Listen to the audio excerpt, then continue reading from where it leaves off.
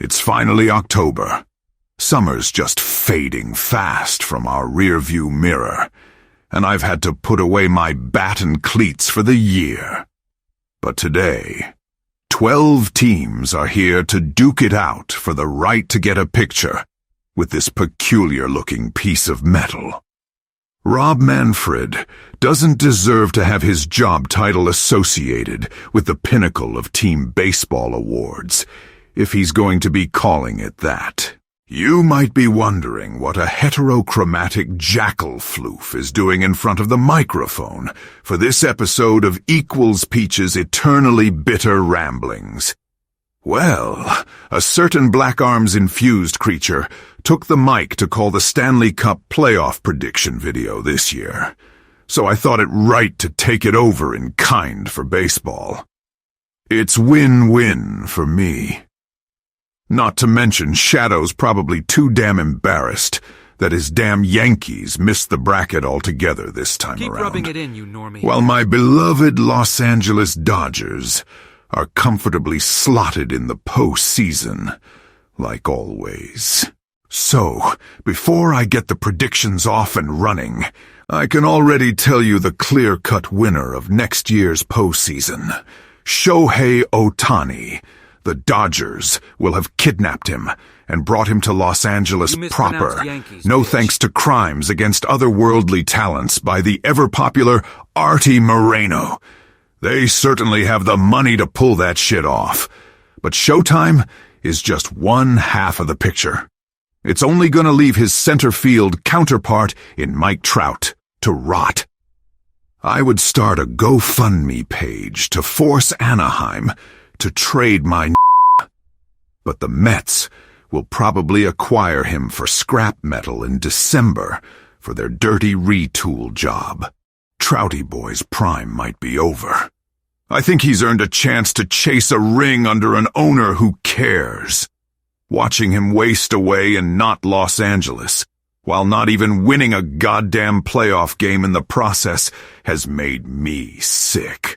That's when you know you fucked up. It's all you'll be thinking about for days as your cross-county rivals from Hollywood get their vengeance on the Astros in the World Series. Fuck the Astros. Whoops, you did not just hear that. Perhaps I should get going with these predictions. Can I honestly say that I felt like I was rambling with this overly extended script? I don't understand how you guys put up with that shit. Skip it up and that up. If you remember from last year, the rules of the game are slightly different now.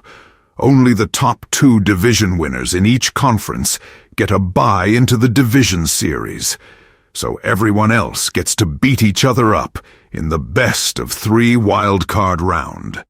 This leads my attention to the strangely parrotous American League on the left, in which the Minnesota Twins will play host to the Toronto Blue Jays. This is probably a matchup the Twins wanted. You know, the meme team of so-called postseason losing streak infamy. Yes, their bats are clicking at the right time. Their pitching unit has been top tier all season long, and they won the season series against the Blue Jays. For Minnesota to get swept again, they'd have to be losing on purpose at this point, or they'd have to suddenly lose their pulse. But no, this isn't the same postseason no-show that my old friend Zenith is used to. He can rest easy after Minnesota gets their first win in nearly 20 years. The problem is that Toronto's pitching staff has been flying on a stratospheric level this year. As potent as their offense has the potential to be, their field of aces on the mound will send the Jays onward after a tense 3-game duel. The Twins this year were carried offensively by rookies for the most part, so they should be back soon enough. Now, let's focus on the Tampa Bay Rays as they welcome the Texas Rangers. I have to respect the Rays' on-field product and their innate ability to seemingly generate quality pitching out of an assembly line. Not bad for having consistently cheap owners. The Rangers, meanwhile, have been led to this point by their crazy hitting core, even though they've ended the season with a few untimely duds against another playoff hopeful in Seattle. There was a point where I was concerned the bullpen was causing the team to collapse like they usually do. But that point has passed, and Texas is back to pitching lights out. No thanks to selling out everything for starting pitching depth. As such, they seem like the more complete team right now, and they'll go the distance in Tampa/St. Petersburg, en route to the division series. So this is the point where I visit my friends in the senior circuit. Hold on tight.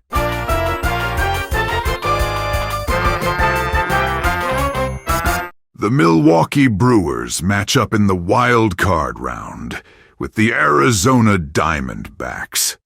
Actually, this looks like another easy pick. Inconsistency is the name of the game for Arizona. Most of their last few seasons have been roller coasters of winning stretches and heavy slides. And when playing for the end of October, that's just not good enough. The D-backs are going to have to either break out or just break altogether. I would say their bats might help them make this into a series, but they'll just get outmatched by the best pitching staff in baseball in Milwaukee. I don't think so, Valleyland. You can watch as your short trip to the playoffs ends in a 2-game rout. That was pretty easy. Now let's talk about the intriguing matchup between the Philadelphia Phillies and the Miami Marlins. I thought the Marlins might have had a good chance to really make some noise in the regular season, having a potential rising superstar make the cover of MLB The Show your next great team captain, only to run into probably the far superior level of talent on the Phillies' offense. They're pretty good at selling their souls for the long ball, you know. I can see this series also going the full 3 games, but I have to give the edge in this matchup to the far more consistent team in Philly. It's largely the same team that made the World Series their last go-around. They will continue to get it done, for now. Anyway, we live in a universe where chaos reigns supreme. So the no-doubt surprise of the junior circuit in the Baltimore Orioles will have to play not the Blue Jays, but rather the rapidly reloading Rangers in the division series. Who would have thought the Orioles would be back on the map like this? 101 wins on the year for the best record in the American League. They certainly did build on their 83-win campaign from last year. What? Did they suddenly call up the best catcher prospect in the last 30 years or something? They're gonna need that, and some lights-out pitching to slow down Texas. But you know something. I think they can do that. Replacing their closer, whom they just lost to Tommy John surgery, is going to be a tall task.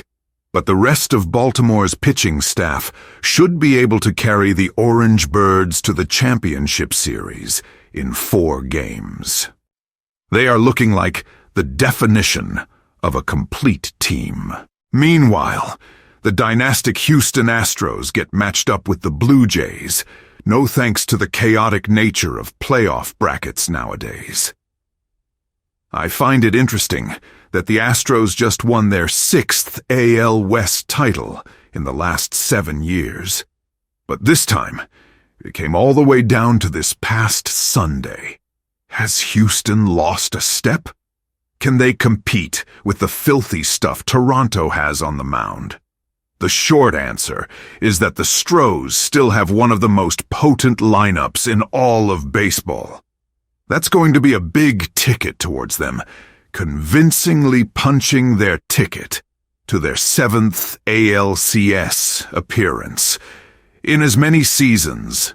3-game sweep Over on the National League side of things, the Atlanta Braves have become America's team. Too bad they have to deal with a rematch against the Phillies, or do they? Atlanta was a clear beneficiary of having the only player to ever hit 40 home runs and steal 70 bases in a season. And it's not just him, either. Literally everyone on the Braves has been hitting out of their goddamn minds. There's no stopping this lineup, especially not when Philly's supposed talent hasn't quite been playing up to their pedigree. I don't think the Phillies can win even one game. Braves in 3. Philadelphia reaching the World Series was almost certainly a fluke anyway. Now, I've been looking forward to satiating my massive hard-on for the Los Angeles Dodgers as they start their postseason run against the Brewers. And by God will they do everything in their power to exact revenge for last year. Yes, they have a top-level payroll in the league, but a viable winning culture that spreads deep into the farm system doesn't come cheap. So what if Milwaukee's pitching is championship caliber? LA's bats are built to handle them like I handle my shiny crimson blade.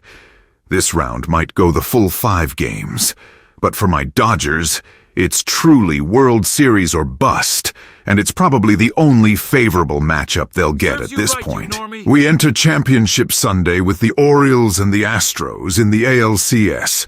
Some of you might see a dynasty versus destiny showdown here, but the way I see it, Baltimore is ready to break out in a big way. Yes, Houston is still Houston, the defending World Series champs, but the O's have been playing very inspired baseball, perhaps on a level greater than the Astros could reach. Do you remember when the Rays started the season 13-0? Nobody was talking about Baltimore, but it was only 2 weeks into the season. I think that speaks volumes about how fucking hot the Orioles are right now, and that'll be their X factor as they beat Houston in 6 games. But who will be their opponent for the Fall Classic, the Braves or the Dodgers? Let's be real, it's gonna be Atlanta. I should have taken both 2018 and 2020 as a warning. My boys in blue were the team to beat in the National League before the Braves came around. All their superstars are well in their prime, and the team itself just had a season for the ages, punctuated by the only 40-70 season in baseball history. For fuck's sake. So I know they're fucking stacked. And thus, my guys are probably in for another brutal humiliation at the tomahawk-chopped hands of the Bravos. Put it on record. This time, in 5 games. Can LA fire Dave Roberts yet? Welcome back to the weakest link. The A-Town Killer Bs and the Mob-Town Killer O's have made it to the end of October, and a year's worth of glory and getting to lift up a big piece of metal, a grand total of once, are up for grabs. But only one of these teams will finish the job. Which one will it be? Well, let's see here. If the Braves are America's team, then the Orioles are the Braves on fucking rock cocaine. At first I was kind of surprised that they've had the outstanding season that they did. But after seeing their recent performances, I cannot deny that they are the force to be reckoned with. All those years of forced tanking and giving up metric shit-tons of home runs for days has led them to the precipice of baseball Valhalla. The Baltimore Orioles will win the 2023 World Series in 7 games. I bet you're surprised that I didn't go full homer on this whole prediction thing. Remember when your local squid boy last tried that shit? Of course you do. It never ends well for obvious reasons. He should throw a party for when the Twins get eliminated again, because it'll be the straw that broke the proverbial camel's back. That incoming failure will give Minnesota sole possession of the #1 longest championship drought in terms of seasons played. For a hardcore Twins fan, they sure do seem to be ruining his life. Losing to the fucking Yankees again! But at least he doesn't have to sit through the 10 non-canon endings of Shadow the Hedgehog for now. Yes, that wager is still on the table. Anyway, I've been that heterochromatic jackal floof that some quokka found in the trash the other day. And did I mention Joe Buck sucks? Later, fuckers.